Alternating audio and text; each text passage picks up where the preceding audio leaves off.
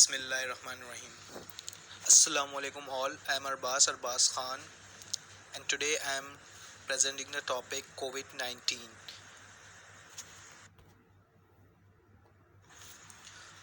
These are the contents that I am going to discuss in my presentation. Now, if we will talk about coronavirus, then it is from a large family of viruses, and its illness is ranging from the common cold to more severe disease such as mild ease respiratory syndrome and severe acute respiratory syndrome. And this strain of novel coronavirus has not been previously identified in human, so it is relatively new. It is zoonotic as well, and when we say it is zoonotic, that means that it is transmitted between animals and the people. Now, if we talk about SARS-CoV-2 and COVID-19, so SARS-CoV-2 is basically the name of the virus, acute respiratory syndrome coronavirus 2, which was announced by ICTV International Committee on Taxonomy of Viruses as one of the new viruses on 11 Feb 2020. This name was given because this virus is genetically related to coronavirus family.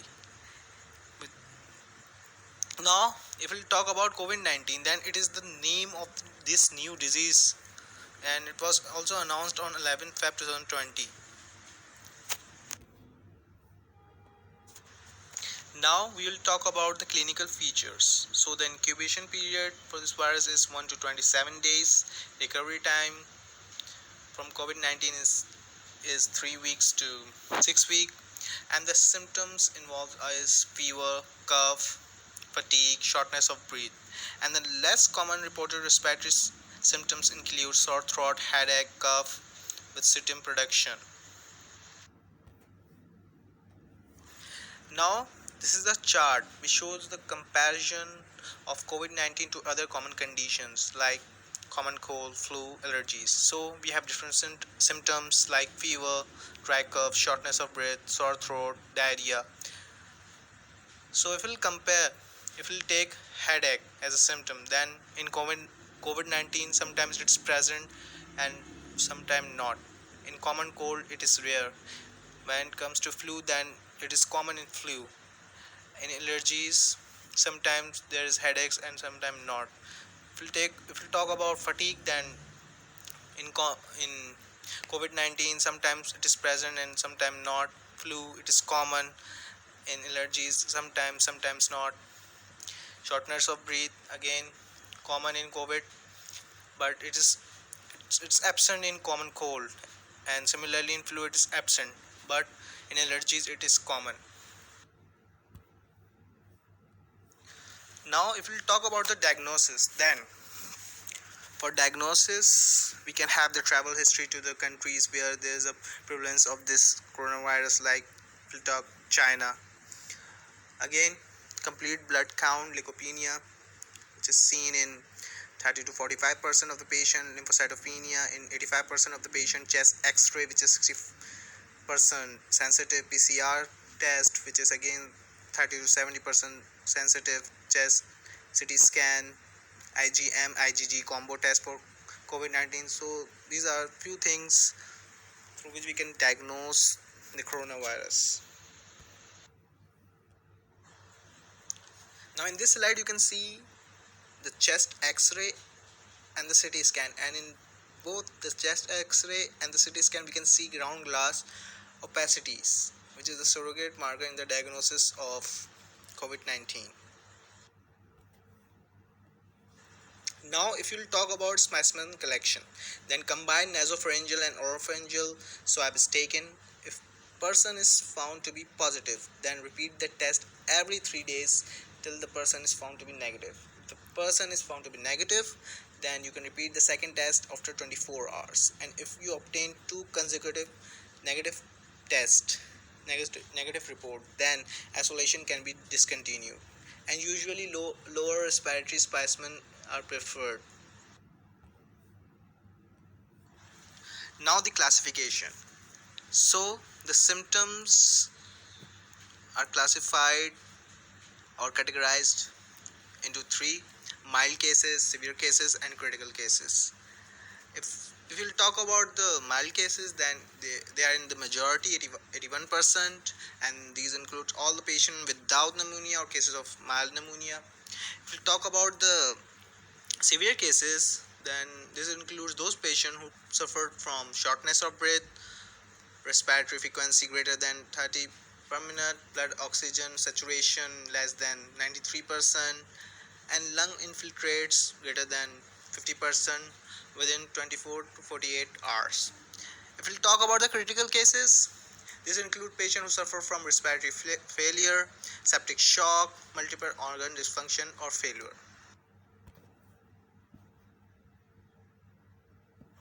Now, the risk of infection. So, the case fertility rate, the CFR, is zero point 0.9 for those who do not have any comorbidity.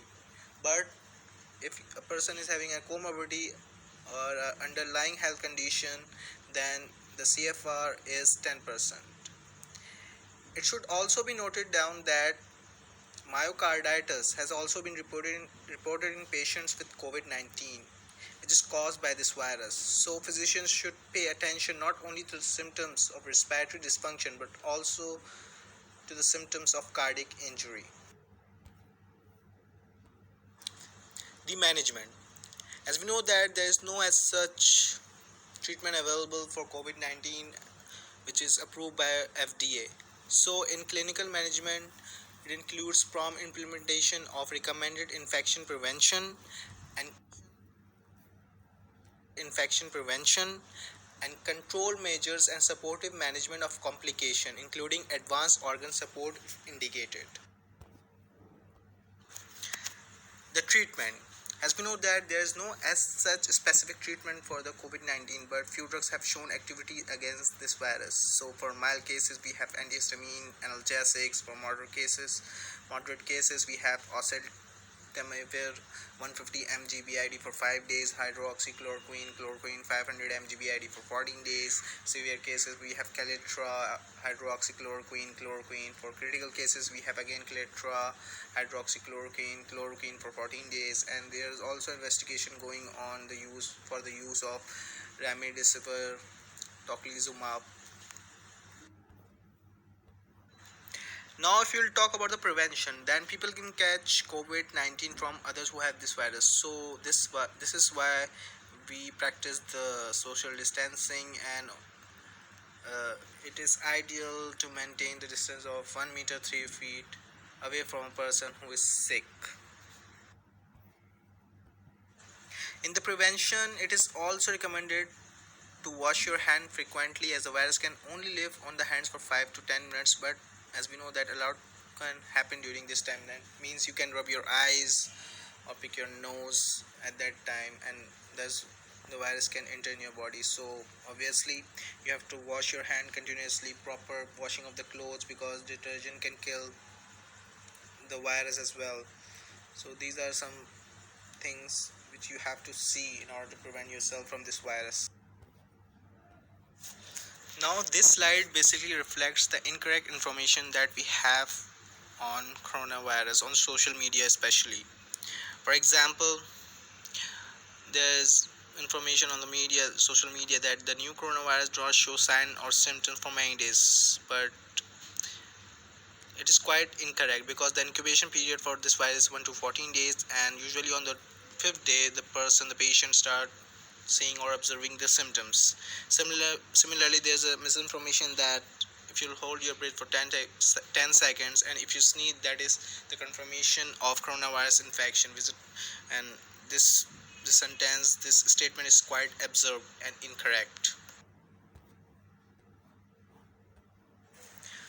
Now again, a misinformation is there. For example, the virus is not heat resistant, and it get killed in the temperature of 26 to 27 degree, and it hates sun, which is quite incorrect, because all viruses basically hate sun, and this virus can replicate at 37 degree, and therefore 26 and 27 degree temperature cannot kill this virus. Again, drinking warm water or bathing with hot water is effective for all viruses. This statement is also incorrect because our body is continuously making a balance at 37 degree. We have a mechanism we know is homeostasis. So bathing with hot water cannot do anything at all. So this is also, however, by taking the bath we can remove this virus from our skin, because if it is stagnant on our skin, but through water it can be washed out, and if we'll use the antibacterial soap along with it. Now here comes the case study. A 50-year-old woman is presented in the emergency room with a complaint of headache, fever, cough, and shortness of breath with no recent travel history. She has the medical history of hypothyroidism and surgical history of cholecystectomy, and she is a part-time pharmacist with no alcohol or tobacco consumption history, and she lived with her husband and son. Her vitals were taken and physical exam was conducted along with diagnosis workup, and she is found to be COVID-19 positive. So basically, if we'll proceed the case, I'll proceed the case with the SOAP note, subject, object, assessment, and plan, and then the discussion afterwards. So the subject we have 52-year-old woman, and the chief complaint we have is fever, cough, shortness of breath, and headache. The general history include the onset of symptoms 7 days ago. There is no as such recent travel. She was started on hydroxychloroquine empirically 4 days ago. The medical history includes hypothyroidism, which is stable on replacement therapy. The surgical history includes cholecystectomy in 2011. The social history includes that she is working as a pharmacist with no as such alcohol or tobacco consumption. The object. In the object we monitor the vitals, so the temperature, heart rate, bp, respiratory rate, oxygen saturation has been monitored. In physical examination we see that there is moderate respiratory distress, difficulty in speaking, chest with mild diffuse crackles, and so on. If you will talk about the assessment, then in the initial diagnostic workup, we have WBC 4.1, neutrophils count, lymphocytes, hemoglobin, platelets count, that is 1,67,000, the creatinine 1.37 mg per deciliter, EGFR, AST, and ALT, which are they both are the liver enzyme, and they shows that the data shows that there is a disturbance in the liver. The INR, the international normalized ratio 1.1 is quite normal. CRP and ESR, they both are the inflammatory markers, and obviously they are high because it is COVID, and usually the inflammation is associated with COVID. The chest X-rays show that there is bilateral patchy airspace opacities, and later on the nasopharyngeal swab was taken, and it's found to be SARS-CoV. The patient is found to be the SARS-CoV-2 positive.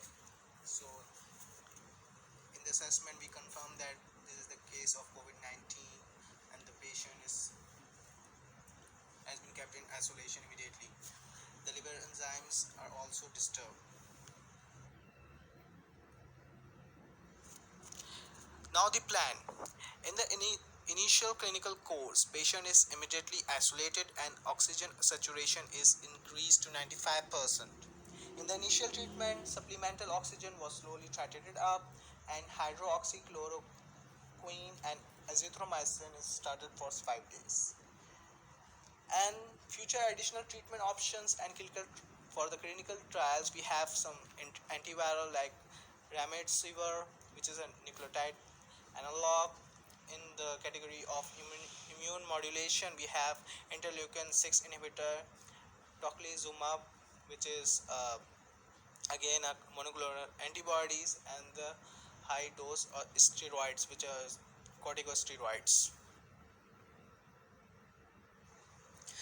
Now this is my case discussion. As we know that this disease is quite severe, and to monitor it very carefully with properly following the SOPs. So this case is of our priority basically. So basically, if the patient is found to be COVID-19 positive, she is immediately isolated and all the precautionary measures were taken to limit its spreading. And the initial treatment started with hydroxychloroquine and azithromycin, which produces the synergistic effect in viral elimination. The other drugs which can be useful in the treatment in the treatment are obviously the antiviral remdesivir, which is an adenosine analog, because it itself incorporates into the viral RNA and leads to its premature termination. Again, another drug is tocilizumab, which is interleukin 6 inhibitor. It is basically a monoclonal antibody, and it actually helps in decreasing the immune response and the resulting damage caused by cytokines. As in COVID-19 patient, there's a cytokine storm is there, it is observed. Again, we have another drug which is corticosteroid. As we know that COVID patient can develop systemic inflammatory response, which leads to lung injury and multi-organ dysfunction. So the anti-inflammatory effect of corticosteroids can be of great use. This slide includes all the references. I hope I have covered my topic well and you will easily understand this topic. So that's all from my side. Stay safe and stay healthy. Thank you. Allah Hafiz.